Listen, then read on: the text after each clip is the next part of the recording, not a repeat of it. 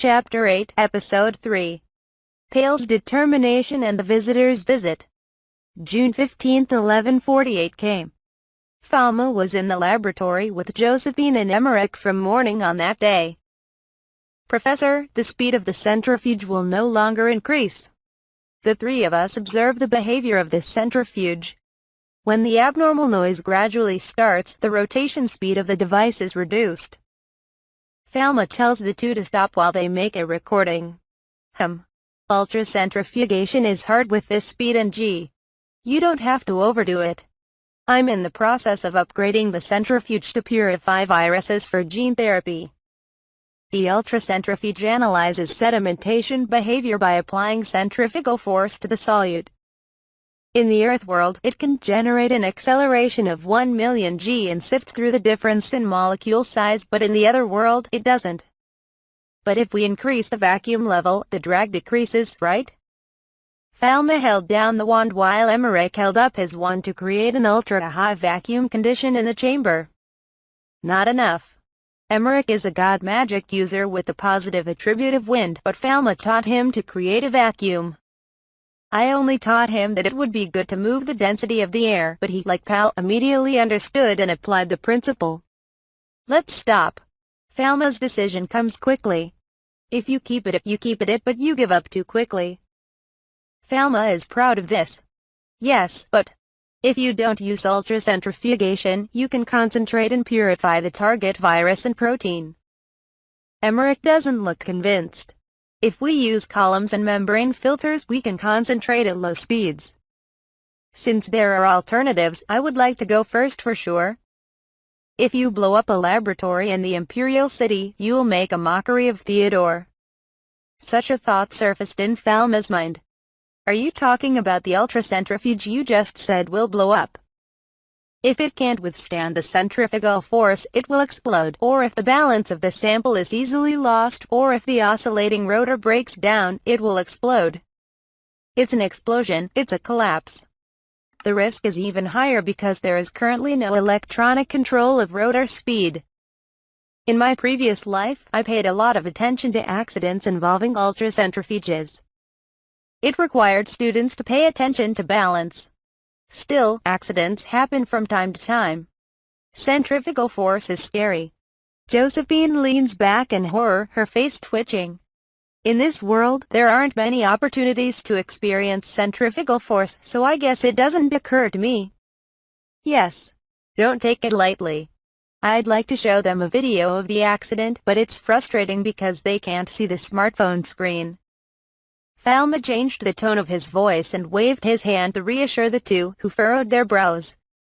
Let's take a break. I'm hungry. Are you going to the school cafeteria? I think by the 20th must have been the parfait festival. Josephine, you like it. My sisters are watching it.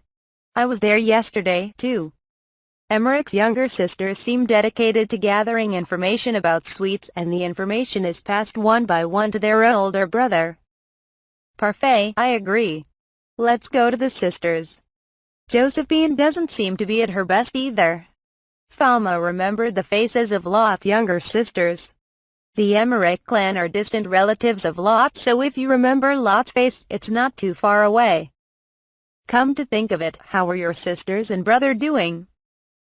Yes, I develop sweets every day full of energy. It seems I'm as busy dieting as I am eating. That's right. I had a genotype with low basal metabolism, fat metabolism and sugar metabolism, so I asked my younger sisters to watch their diets.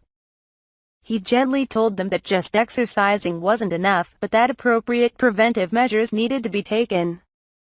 They must have been at high risk for diabetes when their genotypes were examined.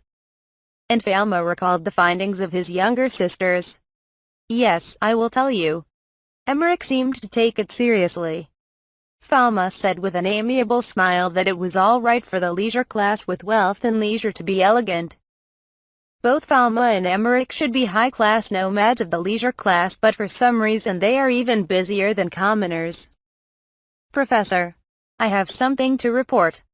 When Falma and the others had taken off their white coats and were about to go to the school cafeteria for lunch, Zoe, the secretary, came up behind them and called for Falma.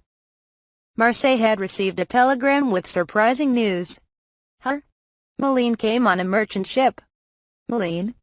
Falma's eyebrows drew together. The imperial city and the continent can now communicate with each other. And yet the first news is Marseille. I'm not ready, Professor. Josephine looked Falma in the face, so Falma waved them off.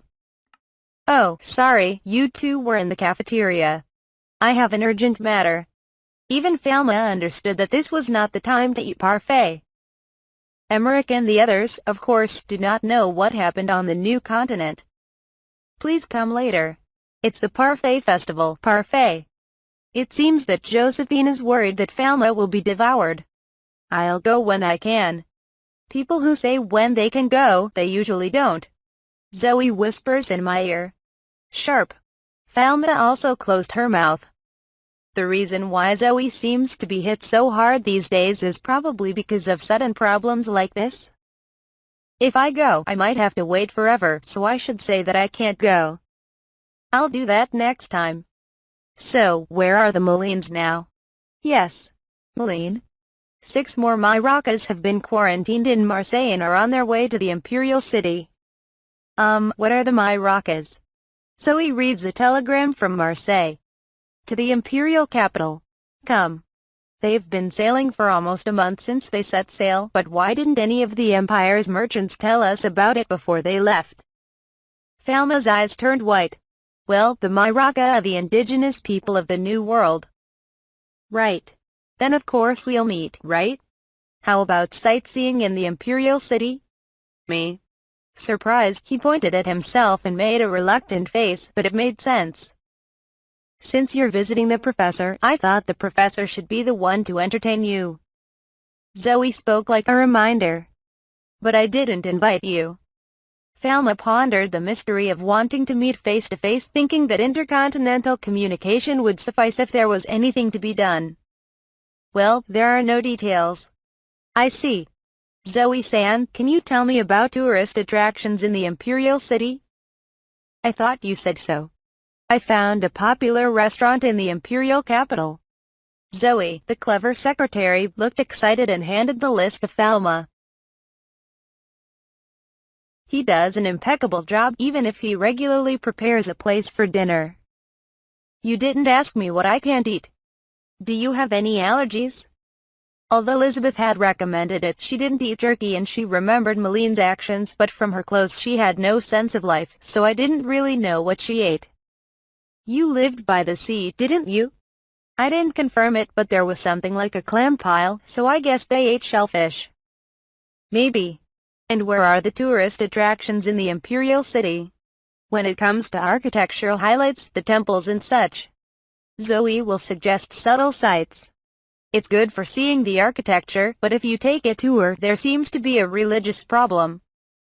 If something goes wrong, they might try to summon a spirit in the temple. There was no religious war with the priests who saw it. Then what are your plans to visit the court? I need to confirm with His Holiness. Shall we think about it while we eat something sweet? Go. Falma and the others belatedly joined the parfait feast. Father, please consult me. Come in. Pal visits Bruno, who works tirelessly in the office of the de Medici family. Pal locked the room from the inside and placed a card with the imperial seal of the Saint-Floub Empire on Bruno's desk. I wasn't sure if I should say it. I thought I should listen to it. I heard that from His Holiness. Bruno looked up. I would like to report to His Holiness if it is possible to transfer this right of challenge to Falma. Pal's goal is to become a full pharmacist. Although he has received the right of contestation, he has no interest in becoming emperor. Bruno replies while holding his forehead with difficulty. A new emperor is found by a sacred land. Therefore, it is a rule that the right to contest the throne cannot be transferred. However, it is also possible never to exercise the right.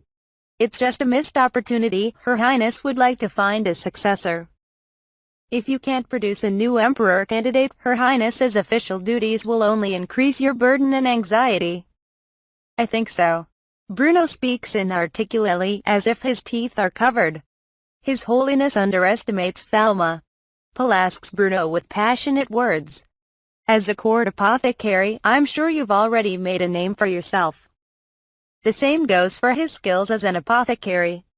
Lately, I haven't beaten Falma once in a divine art competition. He has saved the Empire from many crises. He is a hero. If he takes the throne, the Empire will prosper and he will make no mistake at the top as his brother.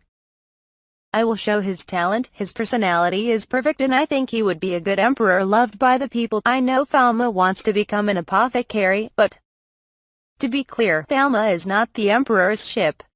Bruno decided to talk to Pal. Does your father even say that? Why don't you accept him? If you're saying this out of consideration for me, it's not.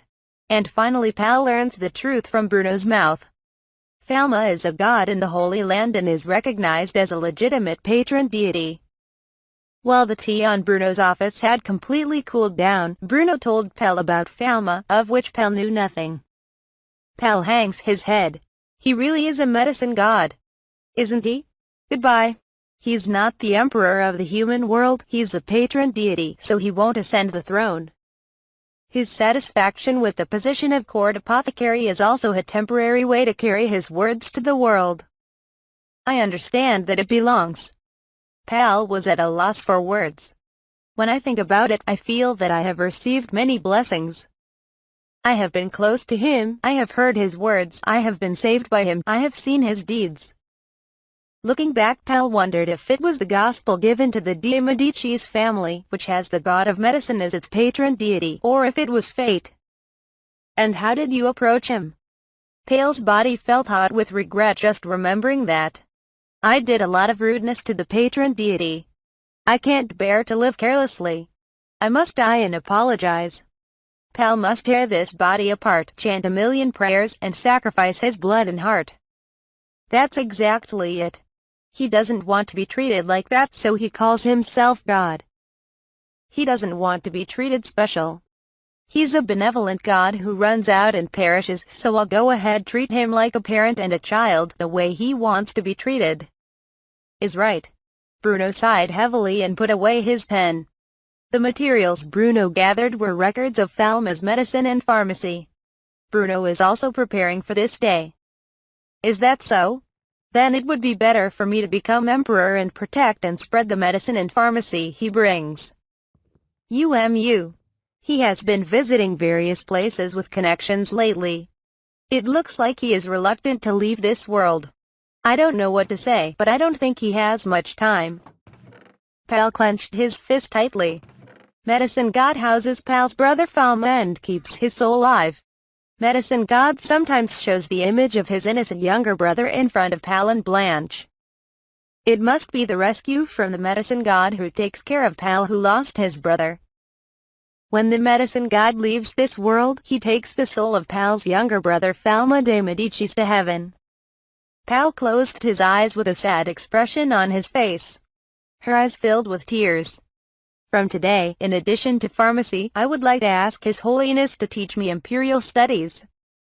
He quietly pours out his determination. Okay, then I will report it to His Holiness. It seems His Holiness has made arrangements to invite him to the palace. Thank you. Pal knew what he had to do. When I left Bruno's office, I met Falma. I have a lot of cookies that I bought somewhere. He is bracing himself to be heard, but he is defenseless. Brother, I'm going downstairs to have tea with Lot. How about we go together? Oh. After that, let's practice divine arts. No, I'm busy today. Pal looked at him again, wondering if this person was the current medicine god. He is delicate, carefree, and visibly unreliable. Nevertheless, he has worked many miracles with his small body. Pal, who was engulfed by leukemia and was only waiting to die, was by his side day and night, healing him with his heavenly pharmacy based on a solid theory. He was allowed to compile his words into a book to be distributed throughout the world. As the center of the Imperial College of Medicine, he dedicated himself to the dissemination of medicine and pharmacy. And give light to the world, heal the people and soon disappear. If only I had known about it earlier. Pal felt such emotions deep in his heart. Pal quietly said a prayer to his little back as he happily descended the stairs. God, how could you be so close and see me? What thoughts did he have as he looked at Pal, who prayed almost every day, his forehead resting on the patron deity statue in the form of a medicine god? I have a visitor coming to see me the day after tomorrow, so I've decided on a sightseeing schedule. With Zoe's arrangement, Falma, who has completed arrangements with all relevant parties, listens to Lot's opinion at home. I also invited Pal, so I attend the tea party. I want you to tell me if this plan will make girls' hearts dance. Lot listened to Falma's words while she served snacks but stopped holding the pot. It's a big responsibility for me to judge. Besides, there are different kinds of girls, aren't there? He held the tray on which Lot was serving the tea and nodded his head. It's true that Malene and Lot are different types, but they are complete opposites. Falma handed Lot the materials. I showed it to Pal, but Pal seemed to be thinking of something else. Things are a little different today. Falma tried not to touch it too much because he was constrained by father. Malene is similar in age to Lot, so I want to hear Lot's opinion. I heard that Malene is 13 years old, so she's 1 year older than Falma and 2 years older than Lot. It was Falma who forgot the heart of an innocent child, so if Lot made a plan that would please Melanie UK, it would be the plan. The first day we meet at home. Have lunch in a private restaurant, walk around the Imperial City in the afternoon, invite to the palace, have an open party by the river and spend the night with the de Medici's family. On the second day, we visited a pharmacy school, then went shopping and had some free time. Lot skimmed over Falma's plan and put an enraptured smile on his face. Falma, feeling a positive reaction from this, was relieved. I think this is perfect. I want to participate in this plan. Do you want to go shopping? I don't think that's enough. Pal, glancing at the schedule, seemed to doubt the unusually long shopping time, but Falma assumed that he would be shopping for a long time. By the way, what kind of person is this customer? Since it's a person I don't know, I get this kind of a response. Actually, they are mages who manipulate spirits and magic on the new continent. Hey. You're manipulating ghosts. I need to write a magic circle. Damn, that makes the worst impression. Falma made a sour face. Not only is it scary, but you can materialize the image. Hey, is it a picture? Lot, a court painter, must be excited when she hears the word painting. The glow returns to your voice. Maybe the picture I drew is moving? I see. Animation. And 3D. Falma, in collaboration with Malene, recognized the possibility of a new dawn. 2 days later, she and a family of shamans came in imperial costume, perhaps arranged by Adam of Marseille. Malene looks like a well-bred lady in a well-cut dress. The wizards accompanying had prepared fine suits, and the 2 women had pant-style suits. Clara, who knew them, had summoned them to the de Medici's household as a kindred spirit whether she wanted to see them or not. With Falma missing, I leave the apothecary to Ellen. Malene and her 5 companions got out to meet them, and when they noticed Falma, they smiled. 3 men, 3 women, including Malene. Falma understands that there are people he met for the first time. Long time no see, Malene. Welcome to the Imperial City. Falma exclaimed cheerfully. There was some animosity, but we should let each other go. You've had a hard time welcoming us. You haven't changed either, Falma. When Falma held out his hand, Malene grasped it firmly back. From this strength, I can see the strong intention that Malene did not completely abandon Falma. Falma regained his tension. Would you like me to introduce you to the people over there? This is my first brother Ipa, my second brother Rebecca, my third brother Bonpa, the next village head Mina, and Mina's younger sister Benna. Since they have similar characteristics, Falma wanted to take a picture and remember it later. Ages ranged from teens to 20s. Malene seemed to be the youngest. As described in Scarlett Harris's diary, this is probably not a service age system, but a society where people with stronger spells have higher status. Nice to meet you. Falma, and this is Clara. Welcome, Liken. How was your seasickness? Clara greeted him cautiously, but as much as he tried to make up for it, he was still shy. Lot Blanche and members of the de Medici's family also approached him, but Liken didn't seem to see them as a threat and didn't even look at them. Mina and Benna paid attention to Lot. Well, I'm not interested. My family wants to go sightseeing, so I'll take the lead. Also, I have a lot of imperial currency from trade, but I want to use it in the Empire. It's really worthwhile. I want to see if there's anything like that. It's smart that it also serves as a confirmation of the value of money. The dress suits you. Clara, at a loss for a topic, praised her outfit for now. The Empire's dresses, made by a man named Adam, are made of supple fabric, and my family likes them. I want to buy them for other families, but I know a clothing store that is inexpensive and well-tailored. Clara gave me more information than I heard. Liken doesn't seem to be in full swing. Then take me there later. Falma suddenly realizes that Liken is speaking to Clara in her own voice. That's right. You should do a lot of shopping and go home. Liken, how do you speak the language of the Empire? I have the spirits of my ancestors in my head and just let them act as interpreters. I've heard that the Imperial people are cowards and hate ghosts. I think it's better if the ghosts can't be seen. For the moment, she seemed to be taking care of herself. I can do that. Falma is impressed with Liken's skills as a sorceress. What Falma can't do that? The slightly triumphant expression on his face is both hateful and cute. I can't, so I honestly find it amazing. Thank you for adjusting my words. Oh yeah, before that.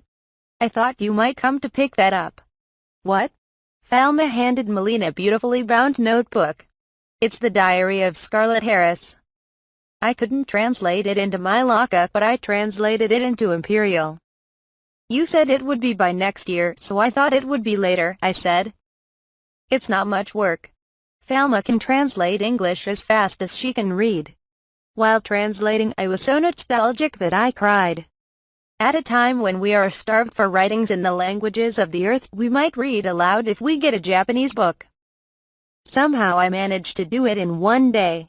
Anything easier than the forbidden language of the Empire. I hid the information on Earth as much as possible and rearranged the information Liken seemed to know in chronological order. You can read spirits in the Imperial language, can't you? Should be. It seems fine. Liken had a look that had no venom on her face. It's like writing to her.